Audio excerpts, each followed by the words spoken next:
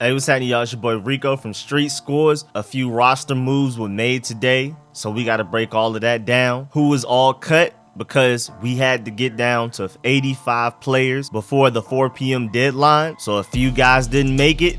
Greg Stroman's one of them. I'm gonna break all of that down and explain why Greg Stroman was released. And then also, Hogs Haven came out with a projected depth chart after these releases. Now that we have 85 players, I want to take a look at that and analyze that as well. See what I agree with, see what I disagree with, and also see if there's any real clues as to how this roster will look once it's broken down to the 53-man roster. But before we get into that, make sure you subscribe to the channel, hit the bell next to the subscription button so you get a notification immediately and every time I release an informative and opinionated video just like this one. Also, make sure you check out the rest of the channel. All of my videos are organized in playlists. I even have a comedy playlist for all of my funny videos. And also make sure you go check out all of my rookie film sessions. I've done Jamin Davis and De'Ami Brown so far. I want to get more done before the regular season hits, especially the most important ones like Benjamin St. Juste, Samuel Cosme, and my boy Jared Patterson. But without further ado, let's get it.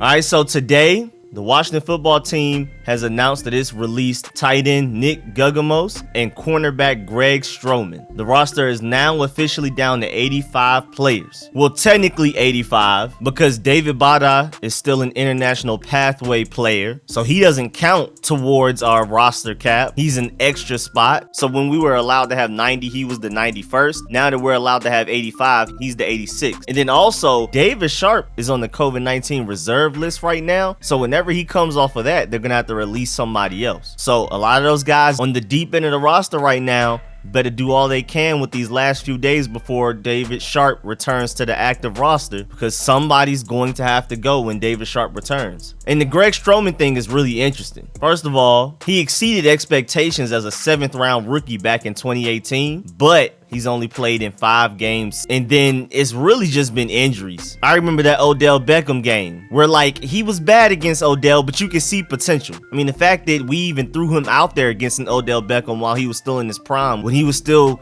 Odell was something noteworthy in itself. And again, he didn't have like a good performance, but he wasn't terrible. And he even started to show flashes towards the end of that Odell Beckham matchup. You could see that he was clearly getting better and better, and he didn't lose any confidence. If anything, he started to gain more confidence because he could kind of see like, well, this is kind of the worst of it. I'm getting beat. It's not like I lost any life points, so let me go out there and do my best. No expectations. All I can do is just get better. And he started to get better throughout that game. But again, injuries have just hampered his career mightily. I mean, he's literally still rehabbing right now. He's not fully healthy right now. And I liked him too. I mean, there's only been so much you can really like a 7th round pick. But I did my film session on him when we drafted him, and I saw potential in him. He started to show flashes of it. But again, injuries have just stifled his whole development and progression. And now we are where we are. I mean, because even right now, he was on the PUP list before we released him. So he was released as an injury settlement. So technically, they can bring him back by week 7 if they choose to do so. So Greg Stroman and Nick Guggemos are 2 of 5 players that have been cut since that first preseason game. And in Nick Guggemos' case, that was kind of obvious. I mean, he's just a super freak athlete, but he hasn't been able to stick anywhere that he's been around the NFL. Like, he didn't last long on the Seahawks either. And then we also picked up tight end Caleb Wilson, who the Philadelphia Eagles cut recently. So it didn't seem like Nick Guggemos was going to last long anyway, because Caleb Wilson was pretty much signed as his replacement. I mean, all of those guys are highly unlikely to make the 53-man roster, but Caleb Wilson is going to survive on this team longer than Nick Guggemos. But we could tell once we sign Caleb Wilson, we're actually going to see Caleb Wilson in a preseason game or 2. But in Greg Stroman's case, it's kind of crazy because he got released before a Jordan Brown and a Lyndon Stevens. Again, he's been hurt. He's still hurt, and they can bring him back by week 7 if they want to. Again, because he was an injury settlement. But I guess they just want to see guys that are active and available. I I mean, your best ability is your availability. Greg Stroman has literally only played 3 defensive snaps in the past 2 seasons, between being hurt and also being at the bottom of the depth chart. And it's crazy too, because he played 387 defensive snaps in his rookie season. Again, he's only played in 3 defensive snaps in the past 2 years since then. And just to update y'all, just in case if you don't know, remember before this year, we just went from 90-man roster all the way through training camp and preseason to a 53-man roster right before the regular season.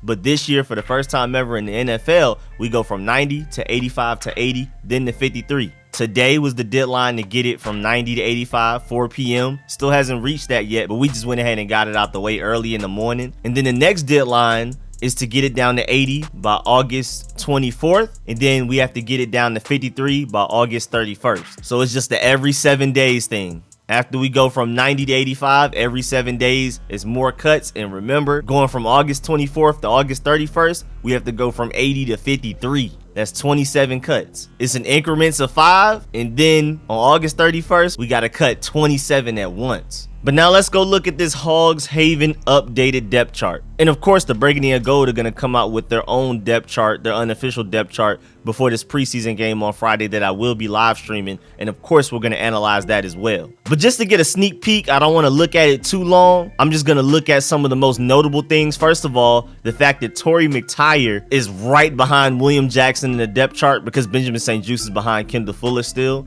And then Troy Apke is above a Cole Luke. He's probably above a Lyndon Stevens, a Jordan Brown, maybe not a Danny Johnson, but he's right there with him. And then Derek Forrest is right behind Landon Collins, so his chances of making the roster are pretty solid. You have Jeremy Reeves behind Deshazor Everett, but honestly, with us already having a bunch of strong safeties in Cameron Curl, Landon Collins especially, Derek Forrest, and even kind of like a Darryl Roberts who can really play anywhere. And that's interesting that they even have Cameron Curl as a nickelback instead of a strong safety anyway, but I guess that's just to make sure that he's a starter along with Landon Collins. But we don't really have too many just pure free safeties. It's Bobby McCain, and then really nobody else after that, maybe a Darryl Roberts, and then only Jeremy Reeves. So Deshazor Everett's chance of making this team as a strong safety is not as likely as Jeremy Reeves making this team as a free safety. So it's interesting that he's behind him on the depth chart. I think Jeremy Reeves is honestly safer to make this roster than Deshazor Everett, but none of them are very, very safe.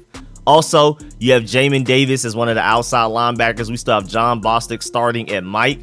David Mayo and Jared Norris, I mean, they're at the back end as far as linebackers go, but they're 2 really strong special teams contributors, so don't be surprised if they make the team over Jordan and Joe Walker.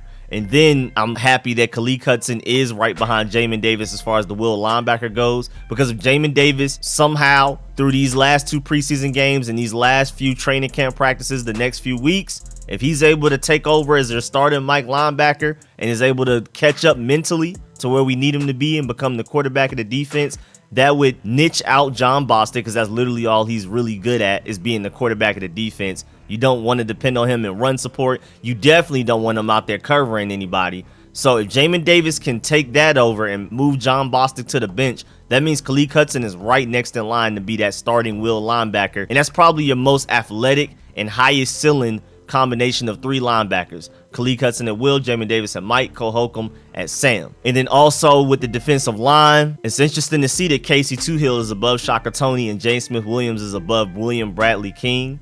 Not very surprised, but I think a lot of them will make the roster. I know James Smith-Williams, with how much playmaking he's doing and his positional flex, he can be a defensive end and an interior defensive lineman. He may be one of the very few guys on this entire team that has that type of positional flex. Can play anywhere on the defensive line. And then William Bradley King has also been making plays, so I think he'll make the team as well.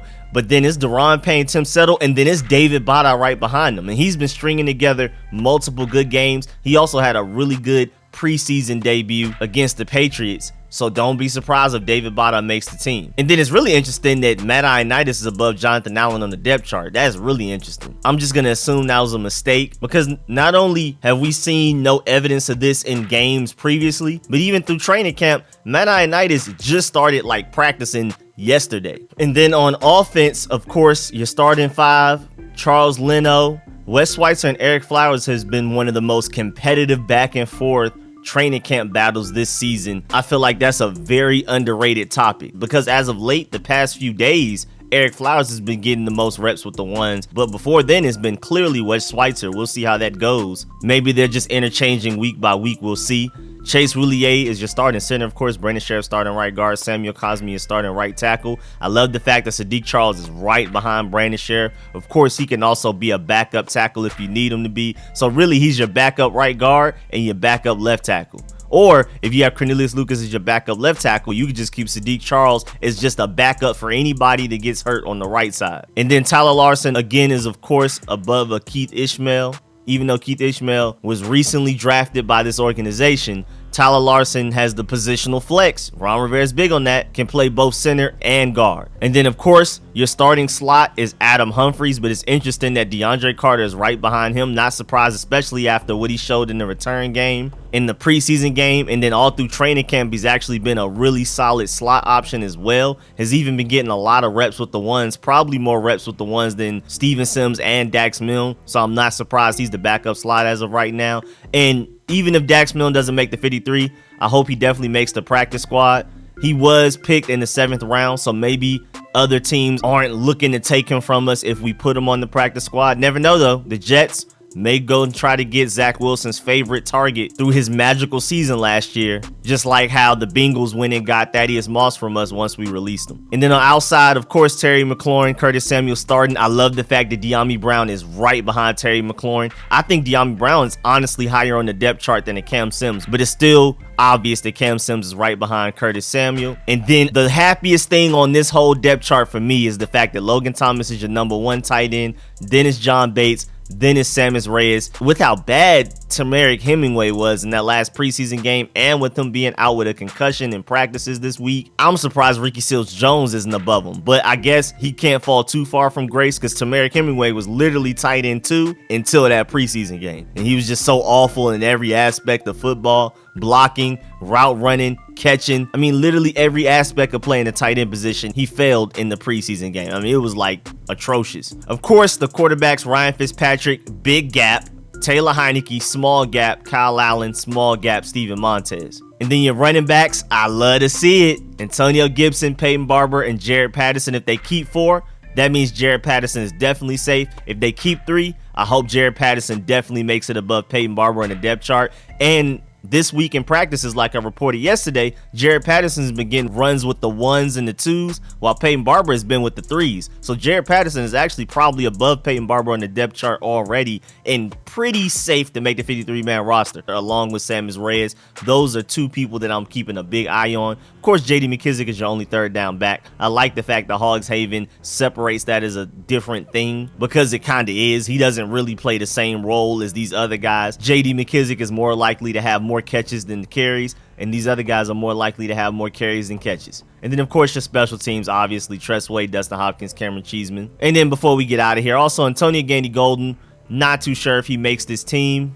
Honestly, he's definitely on the outside looking in. He's competing against Steven Sims and Dax Milne if they keep a 7th receiver. Remember, Terry McLaurin, De'Ami Brown, Adam Humphries, Curtis Samuel, Cam Sims is already 5 receivers. If they keep 6, that last spot's more than likely going to DeAndre Carter. If they keep 7, definitely don't think it's likely, but if they do, then that's Steven Sims, Dax Milne, and Antonio Gandy Golden, and kinda Isaiah Wright with return ability competing for that 7th spot. And with Steven Sims, Dax Milne, and Isaiah Wright being able to have a little positional flex, with being able to contribute in the return game as far as punts and kickoffs, and Antonio Gandy Golden can't, he's probably less likely to make the team than these guys. I know you can't teach his height, but at the same time, he's getting niched out, as like we saw with Kelvin Harmon getting released so early. You already have Cam Sims, who's a big body, possession red zone receiver. And then on top of that, we finally have a group of tight ends that can do it as well. So there's at least 4 guys above Antonio Gandy Golden on the I'm big, I can go up and make a contested catch depth chart. But yeah, man, that's the end of this video. Please get in the comment section. Let me know how you feel about everything discussed in this video. Please like this video if you liked it, if you learned anything. Please subscribe if you haven't. Definitely big shouts out to all of my supporters, man. Shouts out to everybody that donates to the channel. A big shouts out to all of my sponsors, of course, especially my Pro Bowl sponsors, whose name you see scrolling on the screen right now. I'm gonna hit y'all with the training camp day 15 review later on once practice is finished, so be on the lookout for that. Today is a double upload day. But I appreciate y'all. I'll catch y'all later. I'm out.